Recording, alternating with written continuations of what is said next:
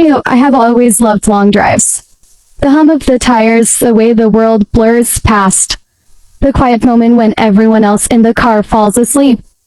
And you're just alone with your thoughts. That's what I imagined that road trip would be. 14 hours of open highway with my husband and our 2 kids in the back.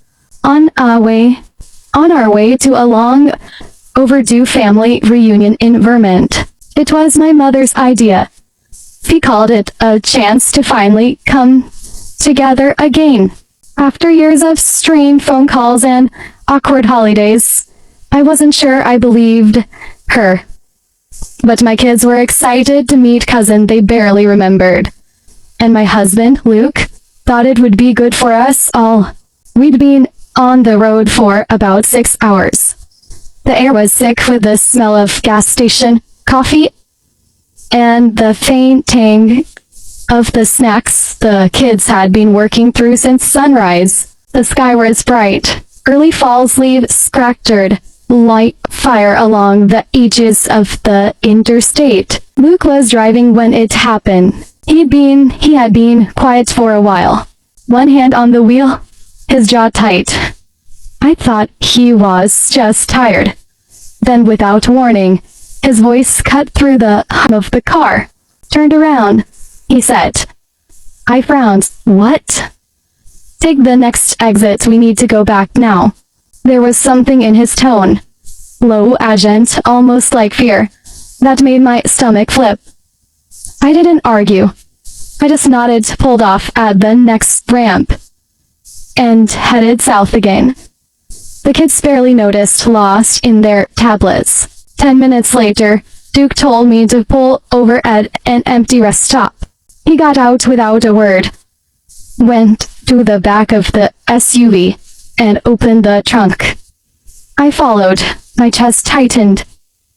Chest tightening. The duffel bag sat there like it had since we'd left, tucked neatly in the corner, next to our suitcases. My mother had pressed it into my arms the night before, saying it was just some extra tools and a few gifts for the kids. She'd smiled the way only she could, sweet but edged, with something I couldn't quite name. Luke unzipped the bag. Beneath a layer of neatly folded sweater was a thick, clear plastic wrap bundle. And then another. And another. My brain struggled to make sense of it until I realized exactly what I was looking at. Drugs.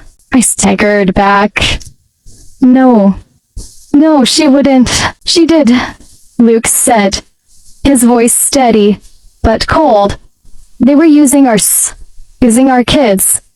I could feel my heartbeat in my throat. 1,000 moments from the past flashed through my mind.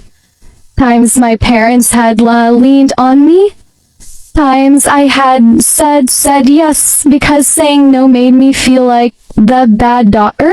Growing up, my mom and dad had a way of turning everyone off my nose into guilt.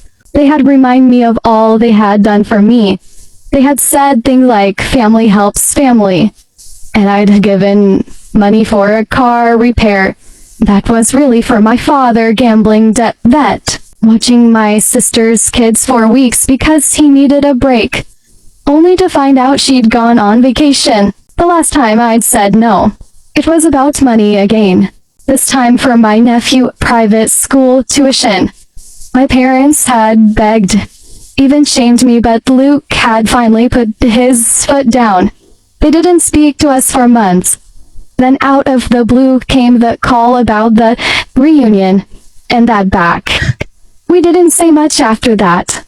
Losed the duffel shirt, set it on the ground, and told me to get back in the car.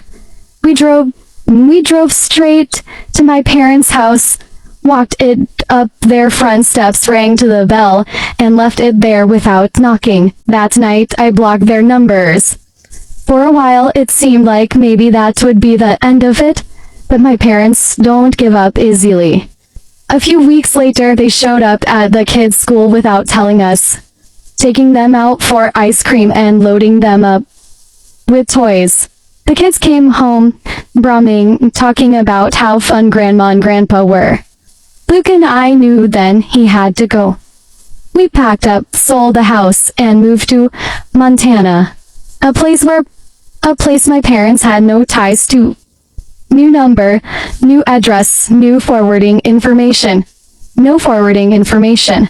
6 months later, an email popped up from my sister.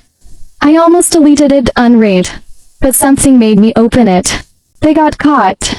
He wrote, Mom and Dad were arrested trying to take something across the border.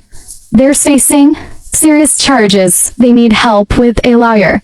Please, if there's any part of you that still cares. I closed the laptop. Family trees have roots, but the roots are deep. They were charged with the possessions with intent to distribute and attempting to cross an international border with controlled substances. A few pounds enough for intent, not enough for headlines. They took up plea deal for 4 years each.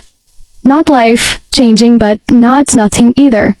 Enough time to sit with what they had done then. If they were capable of that, which honestly I doubt. The part of me that used to flinch when people mention second chances is quite no. We have a life here. It's not perfect, but it's ours. The kids laugh more, my husband sleeps better, and I haven't not had to translate guilt into silence in a very long time. And as for the zest of it, I didn't regret the boundary. Not for a second, but you tell me, did I go too far or not far enough? I didn't cry. I didn't feel relief either. Just a strange, quite suddenly we done the right thing.